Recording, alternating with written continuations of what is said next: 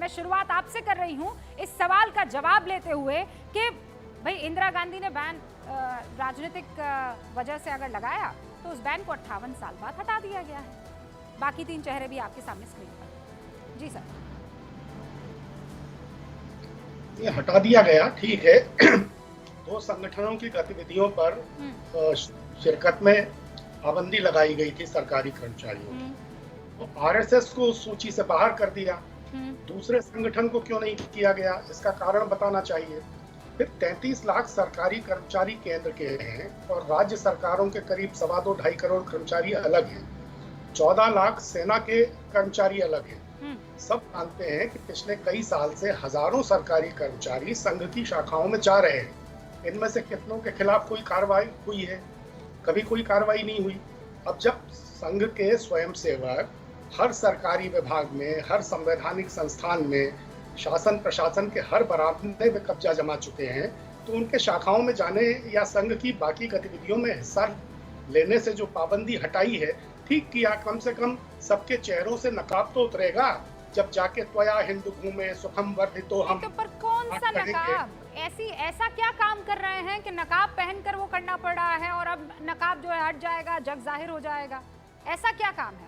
और मेरा दूसरा सवाल है, आप कह रहे हैं दूसरे संगठन पर जो प्रतिबंध है, अरे दूसरे संगठन ने तो बकायदा हिंदुस्तान का समर्थन करने के बजाय दुश्मन मुल्क पाकिस्तान का समर्थन किया था।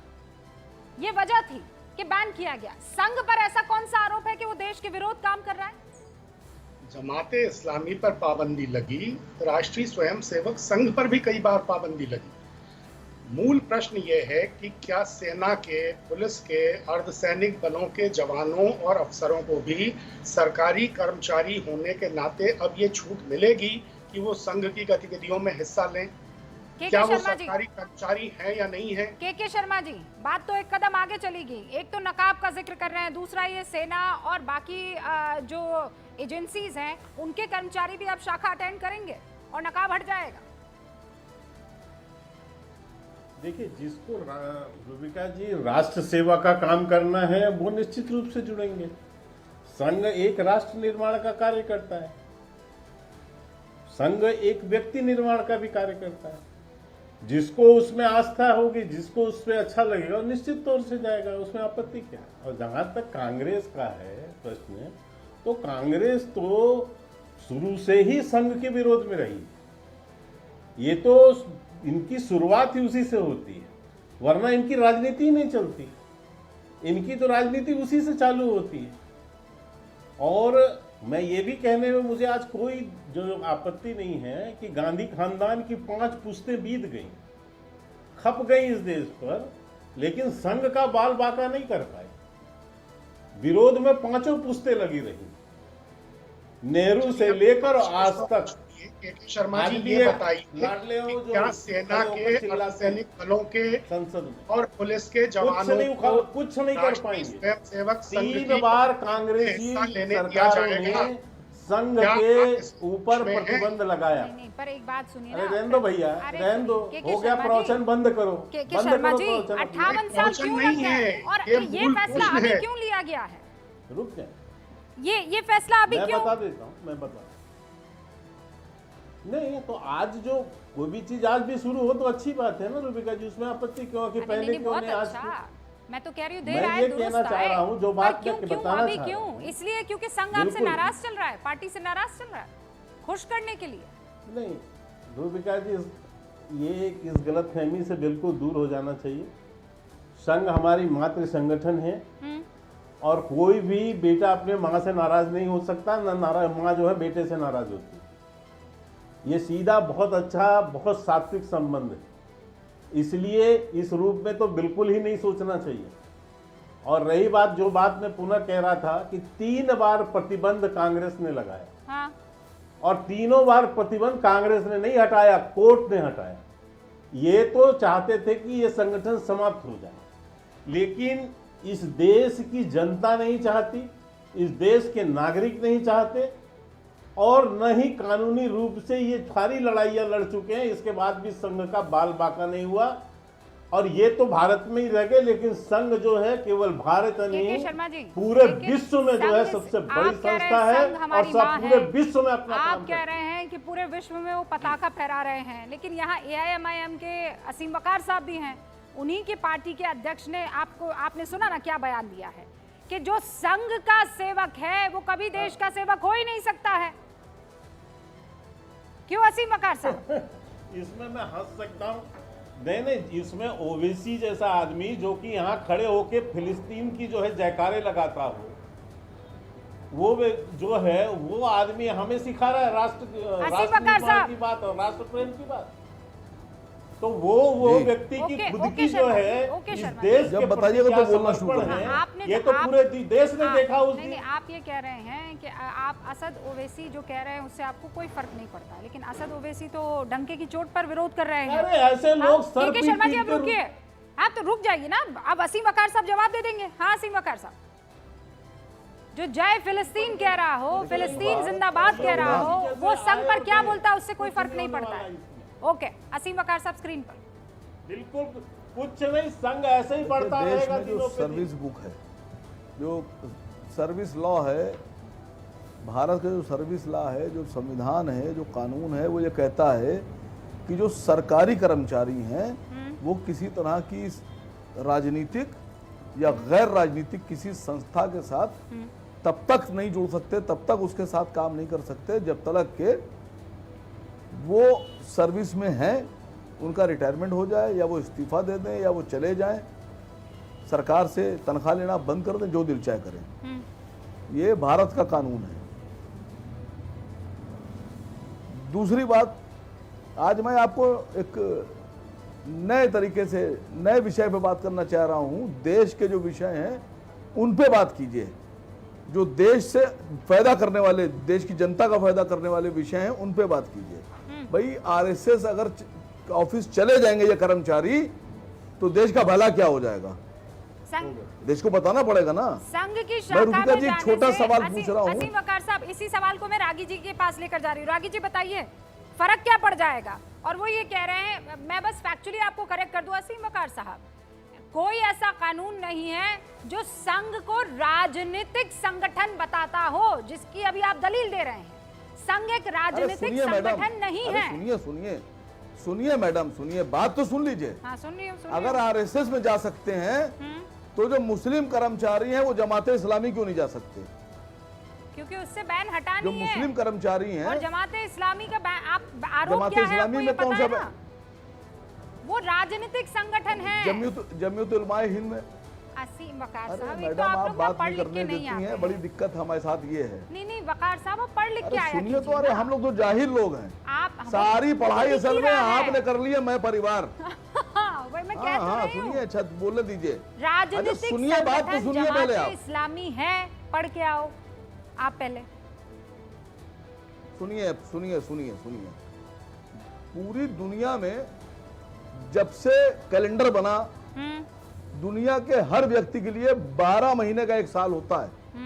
12 महीने का एक साल, 12 महीने से ऊपर नहीं होता है। लेकिन ये जो फ्रॉड वाले लोग हैं ना, फ्रॉड जो ठगते हैं लोगों को, जिनमें सरकारें भी शामिल हैं, मिनिस्टर्स भी शामिल हैं, आईएएस भी शामिल हैं, सचिव रैंक भी शामिल है, उनके हिसाब से आज दुनिया में नहीं, भारत की बता रहा हूं, 13 महीने का साल है। स्कूल के लिए 12 महीने का साल, सरकारी कर्मचारी के लिए 12 महीने का साल, हमारे लिए 12 महीने का साल, लेकिन केबल ऑपरेटर के लिए, ओटीटी के लिए, इंटरनेट वालों के लिए 13 महीने का साल। अच्छा। आपको पता कितने यूजर हैं देश में? हाँ। सुनिए बात तो सुनिए, मैं एक सवाल पूछ रहा हूँ। 707 मिलियन ओटीटी यूजर। अरे हम क्या, हम संघ पर बहस कर रहे हैं। 46% इंटरनेट के यूजर देश में। ओटीटी नहीं, 67%। हाँ भाई, उस पर मैं बहस कर लूंगी। केबल के ऐसे मत कीजिए ना। सुनिए मैडम, ये क्या, कौन केबल ऑपरेटर आपके घर पे आया था? 55 मिलियन। ठीक है, मैं आपसे इस मसले पर बात करूंगी प्लीज। रागी साहब, पैसा जा रहा है, ये 12 महीने 13 महीने पर मैं बाद में आराम से डिस्कस कर लूंगी। सर मेरा टॉपिक है ना, आज मैंने उसी पर बुलाया है, बाकी सब। अरे क्यों कर लीजिएगा, अभी क्यों नहीं कीजिएगा? नहीं, अभी कैसे कर लूं मैं? मैंने आपको टॉपिक दिया हुआ था, आप मना कर लेते हैं। मैंने आपको बोलने का मौका दे दिया, आपने सुन लिया। आपने सुनवा भी दिया, अब मैं आगे बढ़ जाऊं, मेरा जो टॉपिक है उस पर डिस्कस कर लूं ना सर। संघ से क्यों बच रहे हैं आप बात करने नहीं से? क्यों आप रागी साहब, टॉपिक नहीं टॉपिक लाइए ये टॉपिक हाँ, क्यों ले नहीं आएंगे आपके सर, लिए? लेकिन अभी रूबिका- आपके हिसाब से नहीं चल रूबिका जी- अरबों खरबों रुपए रागी का जी। फ्रॉड हो रहा है देश में। ओके रूबिका जी, अरबों हाँ, खरबों रुपए इनवाइट का करिए फ्रॉड ना, हो आप रहा है। टॉपिक को इस पर ना आगे वित्त बढ़िए। मंत्री उसमें ओके, बोल रहे हैं। रागी साहब, नहीं दूरसंचार मंत्री नहीं बोल रहे हैं, वित्त रूबिका जी- मंत्री नहीं बोल रहे हैं, रूबिका सुप्रीम जी- कोर्ट नहीं बोल रहा है, प्रधानमंत्री नहीं बोल रूबिका- रहा है, क्यों नहीं बोल रहे हैं भैया असीम आप वकार लोग? साहब, मैं फिर आपसे कह रही हूँ, इस टॉपिक पर हम डिस्कस कर लेंगे।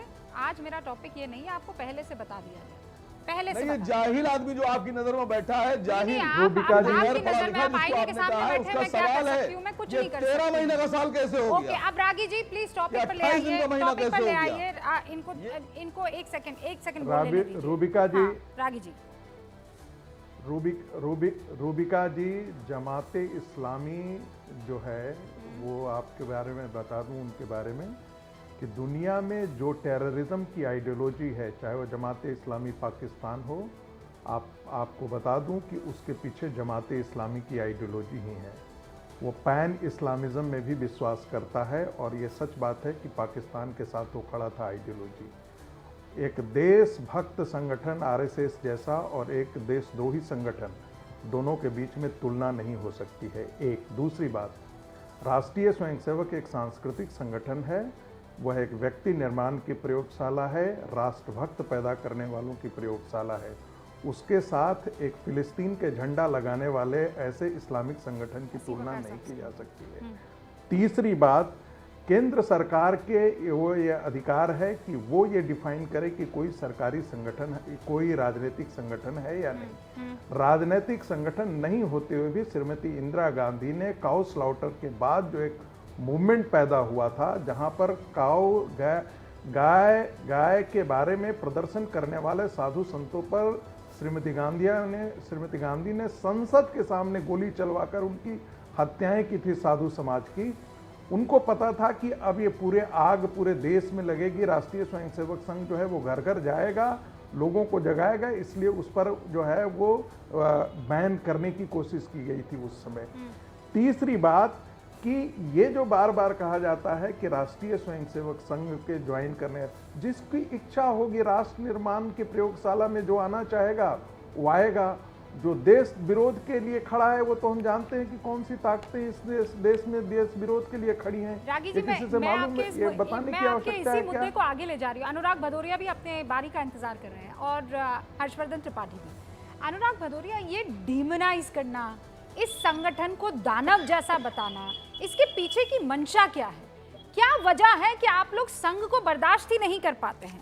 The forgotten history of India, ये पन्ना लेकर मैं बैठी हूँ, जिसमें बकायदा RSS has a historic role to play में प्रधानमंत्री जवाहरलाल नेहरू ने, जो कि आरएसएस को हमेशा क्रिटिकली एनालाइज किया करते थे और क्रिटिकल थे, उनके विरोध में थे।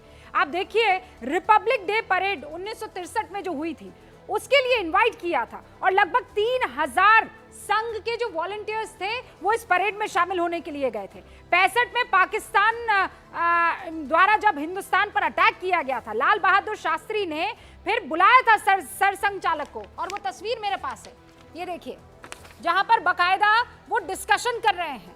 ये लाल बहादुर शास्त्री हैं, यहां पर आपको नजर आ रहे हैं, और यहां पर संघ के जो दूसरे सरसंघ चालक हैं वो आपको दिखाई दे रहे हैं गोलवलकर, ये देखिए। तो क्यों डीमोनाइज करना है? क्या वजह है? पुराने लोग आपस में मिलकर देश को आगे बढ़ा रहे थे, संघ से क्यों इतनी एलर्जी आप लोगों को? देखिए, संघ से हमें एलर्जी नहीं है, संघ को देश से एलर्जी है। संघ, अभी कह रहे थे, संघ जो है वो माँ है और भारतीय जनता पार्टी उनकी संतान है, यही तो कहा। तो उनकी संतान कैसा काम कर रही है जरा बताइए तो। बनवासी उनकी गांव में कौन काम मैं करता किसी है? के बोला नहीं, मैं देखो किसी के पीछे बनवासी अगर कल्याण ऐसी आश्रम में डिबेट काम करानी है तो फिर रागी साहब, एक बार उनको बात 44,000 मैंने बनवासी। सुना। रागी साहब रुकिए ना, पहले फिनिश करने दीजिए उनको, ओपनिंग रिमार्क। देखिए, हमने कहा संत ऐसे उनके संतान हैं, ऐसा कानून पास करते हैं जैसे समाज के अंदर में ऐसा लॉ बनाने की कोशिश करते हैं जैसे समाज के अंदर में नफरत की राजनीति हो। तो क्या माँ उनको यही सिखा के तो भेजती होगी ना कि अब समाज के अंदर नफरत की राजनीति करो, आप यहाँ पे नाम दर्शाओ, नाम लिखो। ये किसने किया?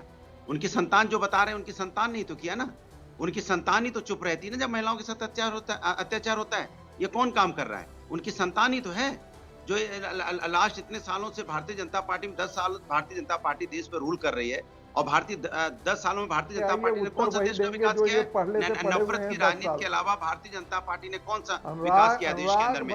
कब इन्होंने विकास की राजनीति की है देश के अंदर में? आप इसको चुप कराइए बदतमीज आदमी को, मैं इसके बीच में नहीं बोला। बदतमीज आदमी को चुप कराइए, भाषा की मर्यादा इससे नहीं होगी। मैं किसी के बीच में नहीं बोला। नहीं, ये कहेंगे मैं प्रोफेसर है और हमारे बीच में बोल रहे हैं, ये ठीक नहीं। मैं किसी के बीच में नहीं बोला, मैं किसी के बीच में नहीं बोला। आप बताइए डिबेट जो 4 साल से 5 साल से जितने भी टेलीविजन डिबेट ऐसे आदमी को बुलाते हैं, समझ में नहीं आता एक बार उनको बात पूरी कर लेने दीजिए, मैं रीबट का पूरा मौका दूंगी। इनसे डिबेट ये आरएसएस का चेहरा देखो, जिनको डिबेट करना नहीं आता वो आरएसएस अरे का चेहरा अनुराग है। भदौरिया, जिनको कई बार बोलना ऐसा नहीं आता वो अभी आरएसएस का आज की चेहरा है। तारीख में संगीत रागी आप ही को कॉपी कर रहे हैं, ठीक है? नहीं, सुन लीजिए मेरी बात, मैं अपनी बात कह रहा हूं। आप ही की दवाई आपको पिला रहे हैं। नहीं, मैं इनकी कॉपी नहीं कर सकता। मेरे मुझ में इतनी क्षमता नहीं है कि मैं इनकी कॉपी कर सकूं। मैं तो यही कह रहा हूँ कि मैं 5 दिन से इनके साथ डिबेट में आ रहा हूँ। एक ही बात बक बक बक बक बक बक बक बक एक ही बात सीखने के बाद आदमी बदतमीजी सीखेगा ना। ये है चेहरा सूची आरएसएस का। अच्छा, अब देखिए मैं आरएसएस का चेहरा, ये बताइए ना, ये आरएसएस का चेहरा है कि नहीं है? लाल बहादुर शास्त्री से गोलवलकर जी ने इसी संस्कृति और ये इकलौते गैर राजनीतिक शख्स थे वहाँ पर। अरे मेरी बात तो हो जाए पूरी। इसी संस्कृति और संस्कार वहाँ पर, मुझे ये बताइए। अरे मैं बोल लूं, आप पहले सवाल पूछ लो फिर मैं बोलूं। सवाल तो मैंने पूछ लिया है। आप जो कह रहे हैं कि संघ नफरत फैला रहा है, ये नफरत फैलाने गए थे? हाँ, परेड में जवाहरलाल नेहरू ने इनको नफरत फैलाने के लिए बुलाया था। लाल बहादुर शास्त्री ने परेड में इनको नफरत फैलाने के लिए बुलाया था। जो टिकट जारी हुआ था इंदिरा गांधी के दौर में, वो नफरत फैलाने के लिए हुआ। 6 बार हो गया। अच्छा 6 बार सवाल हो गया। अरे मैं इसको 600 बार बोलूंगी क्योंकि ये तथ्य है। 6000 बार बोलिए, लेकिन हमें बुलाया तो मैं 6 लाख बार बोलूंगी क्योंकि ये तथ्य है। तथ्य पर बात कीजिए ना। आपका सुनने के लिए हम थोड़ी आए हैं, हमें भी तो अरे तो आपके झूठ को थोड़ी परोसने के लिए मैं यहाँ पर बैठी हूँ। मैं फैक्ट्स बताइए ना, इधर उधर की बात मत कीजिए। मैं फैक्ट्स बता रही हूँ आपको। अच्छा ठीक हो गया, तो मैं फैक्ट्स बताइए आप। अब मैं सुने, वही भारतीय जनता पार्टी, यही तो देखिए इंडिया गठबंधन की आदत है। हम सबको बुला के बात करते हैं, बैठते हैं, हम भाईचारे पे विश्वास रखते हैं। एक बात बताओ, हम भारतीय जनता पार्टी आरएसएस कब आया? आरएसएस कब आया, इसके बारे में जरा बताओ। किसी के साथ बातचीत नहीं करनी है, किसी के साथ बैठना नहीं है। आरएसएस के बारे में क्या पढ़े हुए हो? कौन सी किताब पढ़े हुए हो? समाज के अंदर में नफरत की राजनीति करना है। कौन सी किताब पढ़े हो आरएसएस के बारे में? एक किताब का नाम बताओ। अभी माननीय सर्वोच्च न्यायालय ने जो आदेश ऐसे ही इन्होंने बक बक बक जारी किया था कि टेलीविजन नाम पे लगाइए, नाम को किसने रद्द किया? भारतीय जनता पार्टी के सर्वोच्च न्यायालय ने। इसके मतलब भारतीय जनता पार्टी उनकी संतान है ना। संतान गलत काम कर रही है तो मां नहीं सिखा के भेजा होगा ना गलत काम करने के लिए। जाओ नफरत की राजनीति अनुराग भदौरिया, आरएसएस पर 2 पुस्तक का नाम बताओ। कुछ पढ़े हो आरएसएस पे? समाज को तोड़ने की राजनीति की है तो बताइए। मैं आप पूछना चाहता हूँ, कब आपने राजनीति की? संगीत रागी, आप ही नफरत की राजनीति करते हो। आप जैसा अगर चेहरा शंका है तो हम आपको नकारते हैं। अरे मैं कोई नफरत की राजनीति नहीं करता हूँ। तुम बिना पढ़े लिखे बोलते हो। 2 किताब का नाम बता दो। राष्ट्रीय स्वयंसेवक संघ का 2 पुस्तक का नाम बता दो। जोड़ने की बात करते 2 हो। पुस्तक का नाम बता दो। चलो एक ही पुस्तक का नाम बताओ।